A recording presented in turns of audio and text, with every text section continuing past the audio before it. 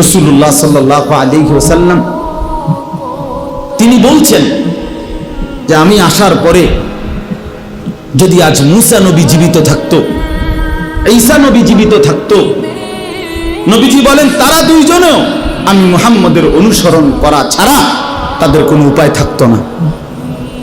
গোটা পৃথিবীতে আল্লাহ নবী সাল্লাল্লাহু আলাইহি সাল্লাম পরিষ্কার বলছেন আমার আবির্ভাবের পরে আর পৃথিবীর কোনো ধর্ম নাই, ধর্ম শুধু একটাই, আমার মাধ্যমে আল্লাহ তাআলা ইসলামের নাম হিসাবে যেই কালেমা, যেই ধর্ম, যেই বিধান আল্লাহ দিয়েছেন আগামীর ইসরাফিলের ফু পর্যন্ত এটাই বিধান, এটাই কালেমা, এটাই ঈমান, এটাই পরিচয়, এটাই জান্নাত লাভের একমাত্র রাস্তা।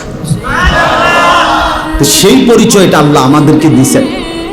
আলহামদুলিল্লাহ আমরা নিজেদেরকে মুসলমান বলি ভাইয়া, তো তুমি আমি মুসলমান বলো, ভোটার আইডি কার্ডের মধ্যে, জন্ম নিবন্ধন সনদে, পাসপোর্টে, সব জায়গায় আমরা নিজেদেরকে মুসলমান পরিচয় দেই, আমাদের ধর্ম ইসলাম আমরা লিখি, তা আমরা কেন সেজদা করব না?